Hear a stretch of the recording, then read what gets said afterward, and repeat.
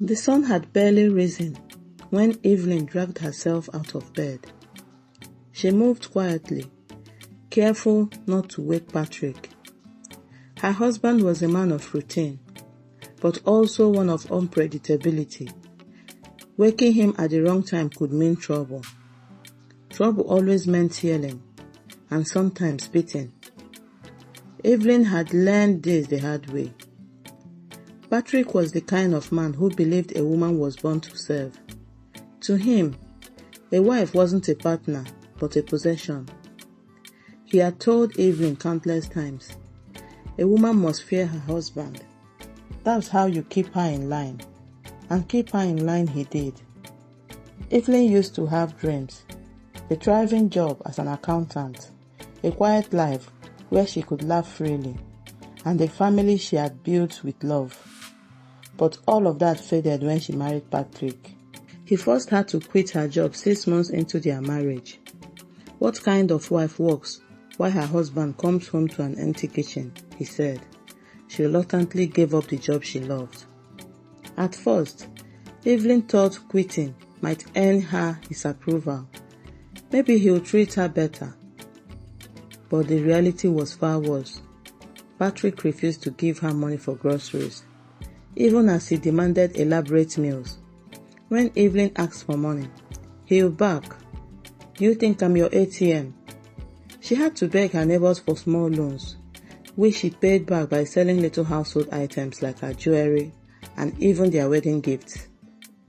Evelyn's spirit was crushed further with his constant belittling. Look at you, he'll sneer. You're lucky I married you. Who else would want a woman as useless as you? She stopped looking at herself in the mirror.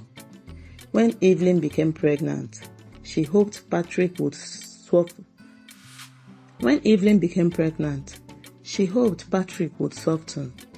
Perhaps the thought of a child would melt his stone-cold heart. But her pregnancy became another excuse for him to mistreat her. He left her to do all the housework, even when her feet swelled so badly. One evening, she collapsed while scrubbing the bathroom floor. Patrick stepped over her and muttered, lazy as always. Their daughter Princess was born on a cold rainy night, but Patrick didn't visit in the hospital, and he also refused to pay the hospital bills. Evelyn's parents had to cover the cost. When she returned home, Patrick's welcome was simple. Clean the house, it stinks. Evelyn tried to leave once. She packed her things and went to her parents' home, clutching baby Princess to her chest, but her mother's words stung like a whip. Evelyn, you're married. Do you want the whole village to laugh at us? Go back to your husband and make it work, her father added. The church would punish us if you divorce. Pray for him instead. Even the pastor's wife told her to endure. A good wife doesn't abandon her home, she said. So Evelyn stayed. She stayed through the shoutings, the insults, the beatings. She stayed back because society demanded it. Even as her soul withered, she stayed. But one night, after Patrick beat her mercilessly for burning his shirt while ironing it and also trying to get his dinner ready at the same time, Evelyn saw Princess watching from the corner of the room, her tiny face pale with fear. Something inside Evelyn broke. She couldn't let her daughter grow up believing this was normal. That night, Evelyn packed a small bag. She took Princess in her arms and slipped out of the house. The streets were dark and cold, but Evelyn kept walking. Her feet ached, her arms trembled, but she didn't stop. She didn't have a plan, just a burning determination to save herself and her child. By dawn, she found herself at the edge of a bustling marketplace. Traders were setting up their stalls, shouting greetings and laughing.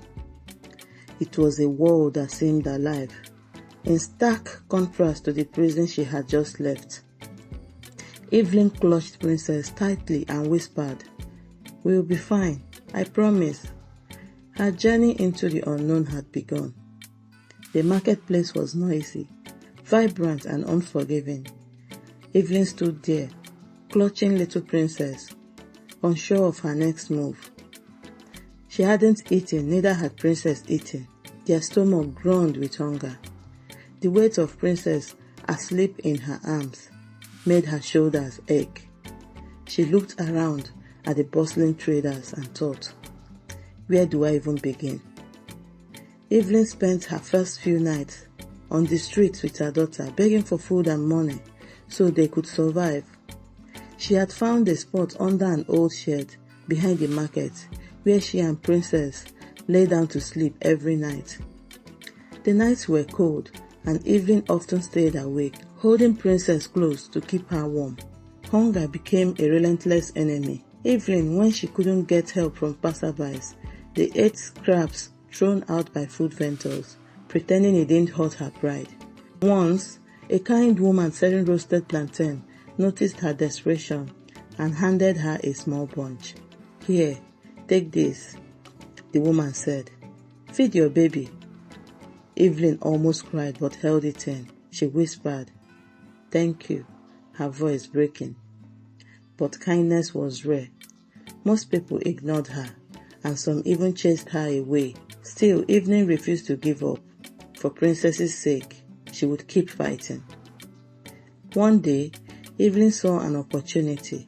She noticed an old man struggling to push a wheelbarrow loaded with sacks of rice. Summoning courage, she approached him. Sir, let me help you, she said. The man looked at her skeptically but nodded. Evelyn pushed the heavy wheelbarrow with every ounce of strength she had, her back screaming in protest. When they reached the man's store, he handed her 500 naira. You're strong, he said. Come back tomorrow if you need work.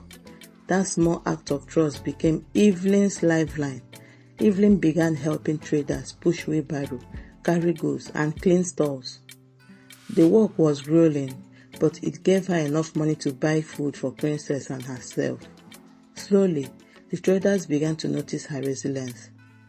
One woman, Auntie Grace, who sold cooked food in the market, took pity on her. You're hardworking, Grace said. Come work for me.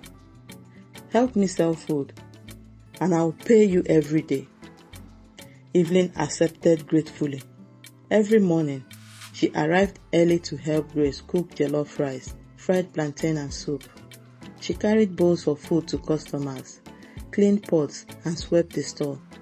The work was exhausting, but Evelyn didn't complain.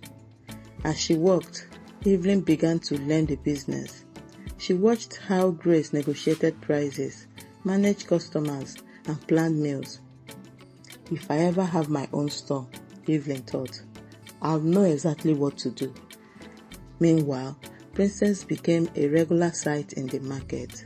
She played near the store, her laughter brightening evenings' dark days. The traders began to dot on Princess, offering her small treats like granite and oranges. Evelyn was grateful for their kindness but still wary. She had learned not to trust anyone easily. Evelyn's turning point came one evening when a stranger approached her at Grace's store. He was an older man, neatly dressed with a warm smile. I've been watching you, he said. You work hard and you don't give up. What's your story? Evelyn hesitated, but decided to tell him the truth. She spoke about her abusive marriage, her escape, and her struggles in the market. The man listened intently, nodding occasionally. When she finished, he said, You remind me of my mother. She was just as strong as you. Here is something to help you get started. He handed her an envelope and walked away before she could even thank him. That night, Evelyn opened the envelope. Inside was 50,000 naira. It wasn't a fortune, but to her, it felt like the whole world. Tears streamed down her face as she whispered, Thank you, God. The next morning, Evelyn approached Grace. Auntie, "I want to start my own business," she said. Grace smiled. "You've earned it, my dear. Go for it." Evelyn used the money to buy a second-hand wheelbarrow and basic cooking supplies. She started her own wheelbarrow mama put store, serving food to traders and customers in the market. It wasn't much at first, but Evelyn's meals were delicious and her smile drew people in. Her business grew steadily. Evelyn saved every naira she earned, determined to give Princess a better life. She enrolled her daughter in a public school, sewing her tiny uniforms herself. One day, as Evelyn served a line of customers, she overheard two traders gossiping about a man who had just remarried. "Patrick Asogwa married another woman," one of them said, laughing. "But this one isn't like his first wife who he abused anyhow. This one is giving him hell." Another person said, "I heard she even beats him up, and she even uses him as houseboy. She brings in her lovers into Patrick's home, and he can't even do anything about it." Evelyn froze but said nothing. She smiled to herself, a quiet satisfaction blooming in her heart. What goes around comes around, she thought. But Evelyn didn't dwell on the past. She was too busy building her future. Evelyn's mama put business began to bloom like a flower watered by hardship and determination. Her cooking was unmatched. Fluffy rice, tender meats, and spicy soups that warmed customers' hearts. Word spread quickly in the marketplace. Customers would line up shouting, "Madam Evelyn, abeg serve me, na my turn." Her days were long and grueling, but Evelyn didn't mind. She woke before sunrise, cooked with Princess by her side, and closed late in the evening. Every naira she earned was carefully saved or reinvested into her business. One day, while Evelyn was serving a long line of hungry customers, a tall, elegant woman approached her stall. The woman wore a bright, kente-inspired dress and carried herself with confidence. She smiled at Evelyn and said, "I've been hearing about your food. Everyone says you make the best jollof in town." Evelyn chuckled shyly. "I try my best, ma. Please have a seat." The woman introduced herself as Mrs. Gloria and ordered a full plate. After tasting the food, she nodded in approval. "You're talented, Evelyn. Have you ever thought about opening a proper restaurant?" Evelyn froze for a moment. A restaurant? It seemed like a dream too big for someone like her. "I don't have that kind of money," she said quietly. Mrs. Gloria leaned closer. "Talent like yours deserves to shine. I run a foundation that helps small business owners like you. If you're interested, I can help you get started." Evelyn's heart raced. She couldn't believe what she was hearing. "Are you serious?" she asked, her voice trembling.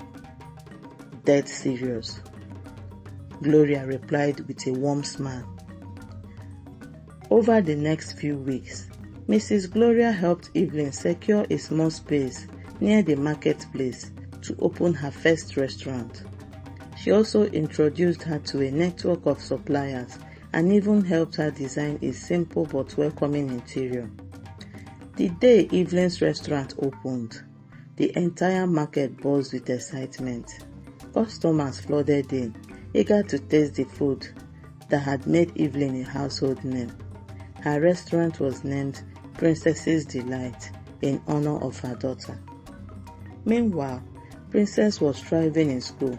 She was a bright, cheerful child who loved to help her mother after school hours. Watching her daughter grow gave Evelyn a sense of purpose she had never felt before. But not everyone was thrilled by Evelyn's success. Patrick, her ex-husband, had heard whispers about her rising fame. His second marriage was already crumbling. His new wife, Sonia, was nothing like Evelyn.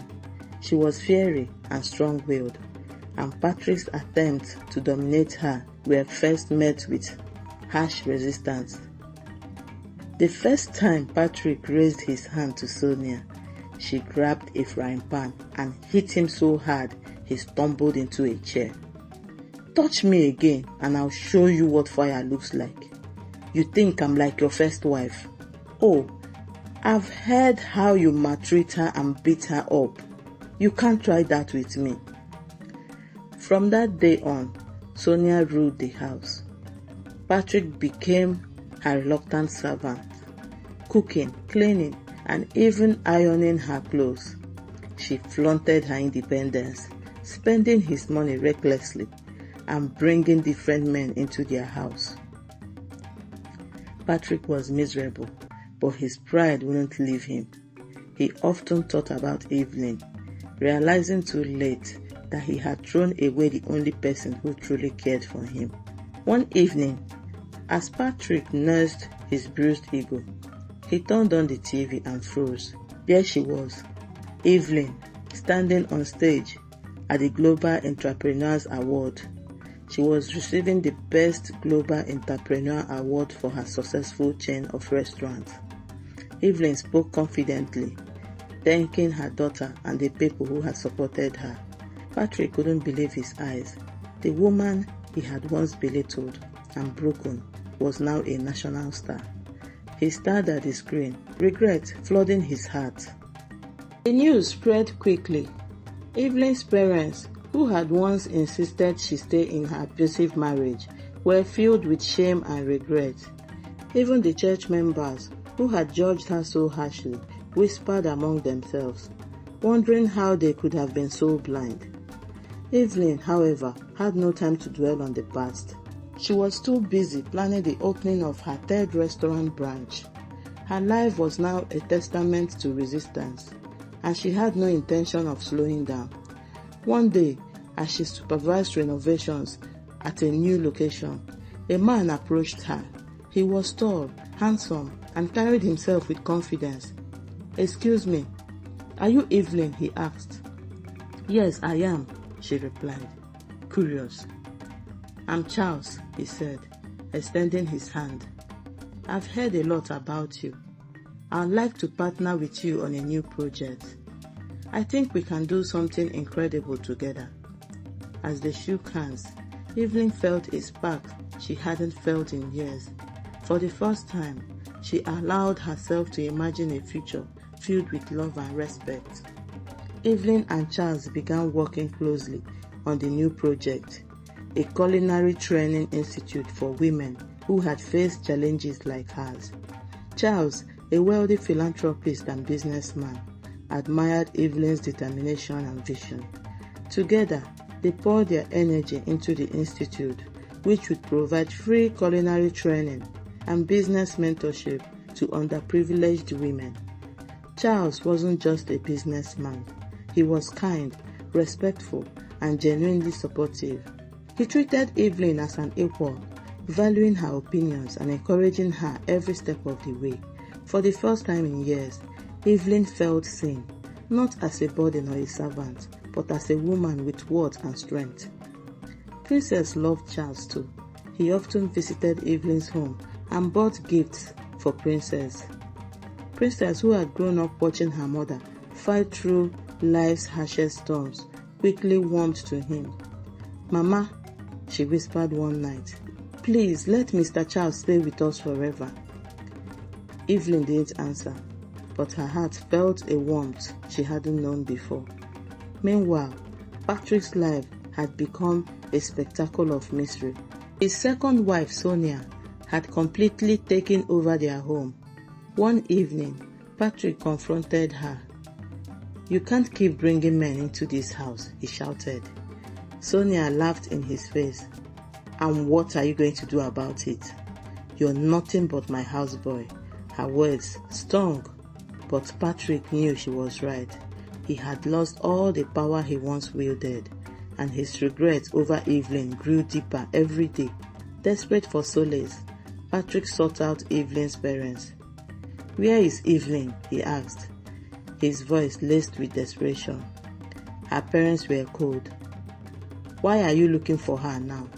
You didn't value her when she was with you," her father said, shaking his head. But Patrick persisted. "Please, I just need to see her. I need to apologize." Eventually, he found out about Evelyn's restaurant chain and the new institute she was building with Charles. Determined to win her back, Patrick showed up uninvited at one of her restaurant openings.